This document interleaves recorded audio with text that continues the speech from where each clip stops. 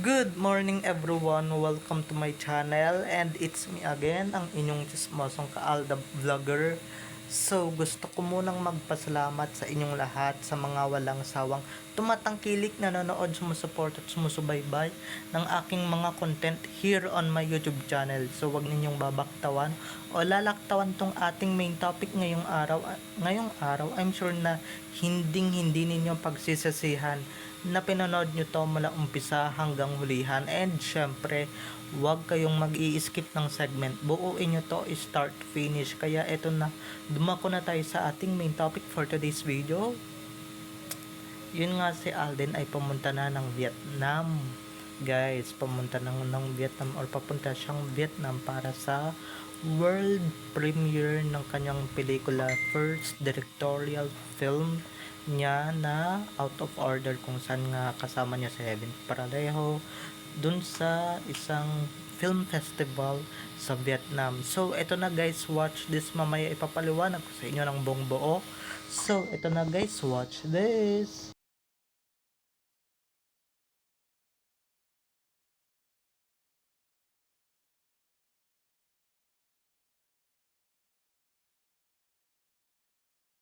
At kung nakita nyo na nga yung recap, so once again, si TTO sa mga admins.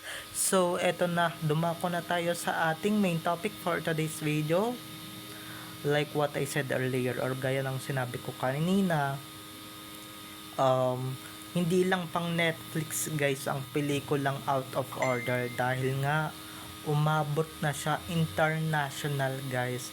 Kaya nga si Alden Richards ang napiling representative, or papunta na siyang Vietnam para sa Vietnamese film festival, kung saan nga kasali doon ang kanyang pelikula na first directorial film niya na Out of Order. Syempre hindi lang siya yung actor doon, kundi siya din ang director ng Out of Order. So grabe, 'di ba? Sana manalo 'yan, at sana mapanood ng mga taga Vietnam yung kanyang first ever directorial film, dahil alam ko guys, pinaghirapan niya yan at deserve na deserve manalo ng ganyang pelikula, no? At deserve na deserve niya magkaroon ng awards, 'di ba? Hindi na kailangan guys panoorin sa mga sinihan, or hindi na kailangan ipalabas sa mga sinihan yan, dahil guys worldwide na yung Netflix. Kaya nga napagpilian na nga lang na doon na nga lang ipalabas, doon na nga lang itampok ang kanyang pelikula, or 'di ba, doon na i-avail ang kanyang pelikula. At least sa Netflix, 'di ba, lahat kayo makakanood, lahat kayo makakasubaybay, lahat kayo makakanood. Hindi kagaya nung sa sine, 'di ba? Kung sino lang yung may pera, yun lang may karapatan magsine. Yung iba dyan na walang pera, paano naman? Or yung mga PWD, 'di ba? Paano naman makakanood? Lalong-lalo na siguro guys pag wala kayong Netflix sa bahay. Wala kayong ganong, ba, magbabayad din naman kayo dun para magkaroon ng account. Grabe, 'di ba? Pakaswerte. Yung iba diyan, ako for sure maa-afford diyan yung Netflix, pero yung ibang Netflix hindi ko sure, kasi alam niyo naman, 'di ba? Mas mahirap yung ibang members dun mas ano pa mas hindi nila afford. Pero yung iba dyan na medyo nakaka-LL, or nakaka-afford 'di ba, mas afford nila yan. So apakaswerte, mapapanood nila yan. So kami, team YouTube na lang kami syempre, actually, 'di ba? Kaya mag-download kayo ng ibang apps, 'di ba? So siya lang naman guys ang first Filipino na nakasali dyan sa Vietnam na yan, nasa film festival sa Vietnam. So siya lang naman ang first director, producer ng pelikulang yan na nakasali, or yung pelikulang yan ay na-nominate or nakasali dyan sa Vietnam. Okay, naimbitahan siya dyan na para pumunta. So hindi naman yan papunta kung walang invitation na naganap or whatever. And guys, bukod dyan, 'di ba, papunta na rin si Alden Richards sa sa UK, sa United Kingdom, kung saan nga kasama niya si Julian at si River Cruz.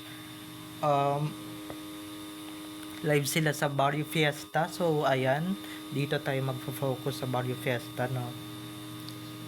Syempre kaya nila sinama si Alden dyan, syempre para tauhin at para dagsain. Kung Juliver lang naman yan, ay nako, 'di ba?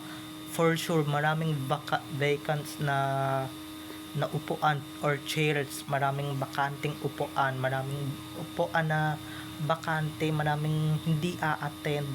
Syempre kaya nyo lang naman inarkila si Alden, or kaya nyo lang naman sinama si Alden kasi nga, 'di ba, para tauhin or para dayuhin kayo ng mga kapuso abroad ninyo kuno, 'di ba, na nawala bigla kasi nga damay nga din kasi nga pinaghiwalay ninyo yung Aldab.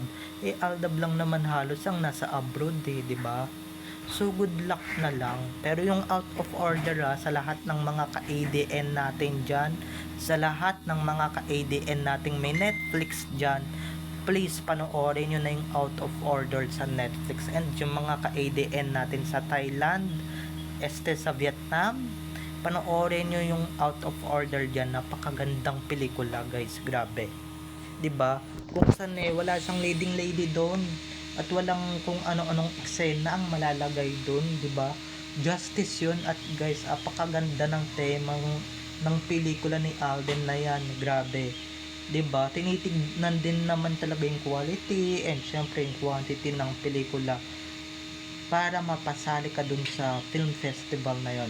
Bukod sa, 'di ba, wag naman natin naritin yung Green Bones, pati yung And the Breadwinner is na talagang napakagaganda ding pelikula.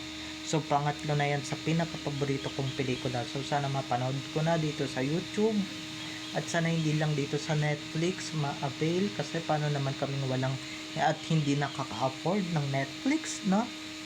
At YouTube lang ang kaya namin talagang i-avail at kaya namin i-afford dito sa buong kapuluan ng social media. So sana very soon, 'di ba, ma-upload na yan dito sa YouTube. Grabe, no, apakadaming blessings talaga ni Alden. Kabit-kabilang shows, bukod sa attend siya ng isang film festival sa Vietnam kung saan na-nominate, at kung saan nga world premiere na nga ng Out of Order. So lahat ng mga taga-Vietnamese, syempre isasalin yun sa Vietnam language, 'di ba? Hindi naman lahat doon Filipino, hindi naman lahat doon makakaintindi ng mga lengguwaheng binibigkas nilang lengguwahe. So para maintindihan ng mga viewers doon and syempre ng mga tao doon, kailangan nilang i-translate at kailangan nilang i-salin sa lengguwahe ng Vietnam or Vietnamese language ang pelikulang yan or yung moving yan. Kaya ayun mga ka-Alab Nation. At ito lang kung ano, and syempre bukod dyan 'di ba, kasama din si Alden talaga sa Barrio Fiesta kung saan nagaganapin nga sa UK July 4 to 6 yata yun, ewan ko. Basta simpleng araw lang yon, 5 and 6. So ayan, sa lahat ng mga ka-ADN natin dyan, pumunta kayo. And syempre si Alden lang naman ang makakapuno niyan. Si Alden lang naman ang inaasahan ng Kanguso Network at syempre ng GMA para mapuno yung event na yan. Kasi kung mga starlet lang naman nila or starless, 'di ba? Hindi nila mapupuno yan. Grabe. Lalo na kung baguhan ka. Kaya kung ganyan, kung kailangan mo ng isang event or kung may mga ganyan kayong tour na pupuntahan, isama mo si Alden para sigurado talagang tatauhin at talagang sure kayong dadagsain kayo ng mga tao, di ba? Si Alden lang naman yung panghatak niya diyang istal, wala nang iba. May iba pa ba bukod dyan kay Alden? Oo, si Julie. Kaso hindi naman na ganun kasi si Julie. Unlike before na talagang super duper sikat talaga, 'di ba? Nung panahon nila ni Elma Magalona. Pero nung buwat na dumikit siya kay River, ay nako, 'di ba?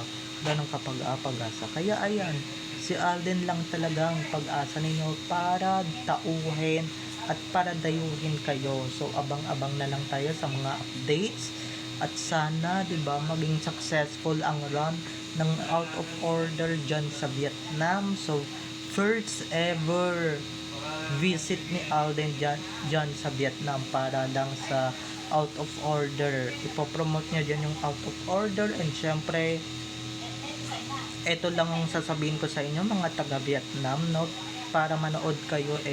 Ang ganda niyan guys, walang halong kineso na mga eksena diyan. Yung kwento diyan napakaganda, yung kwento niyan napakaganda, kapupulutan ng aral, kapupulutan ng leksyon.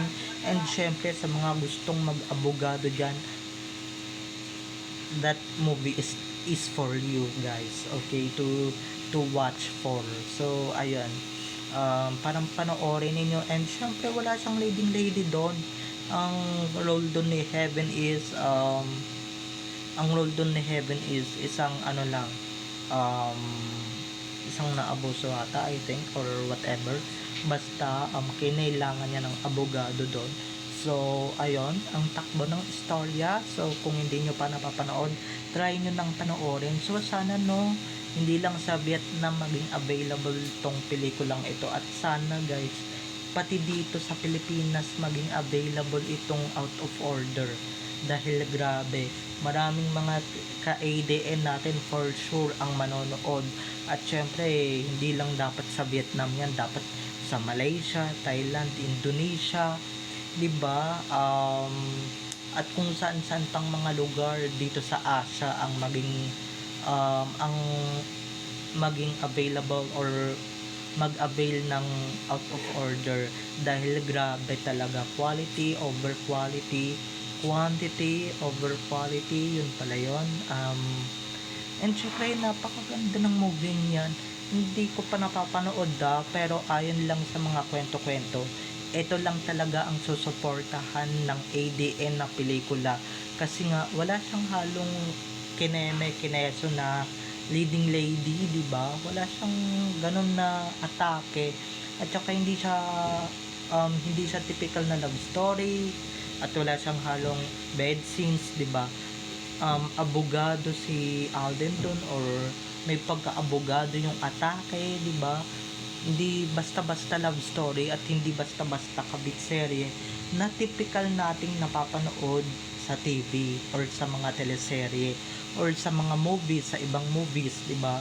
Sa wakas si Alden ay nakaahon na sa kanyang comfort zone na kanyang pinagdaanan for the past 16 years ng kanyang career, na puro pa tweetons, puro pa bebe.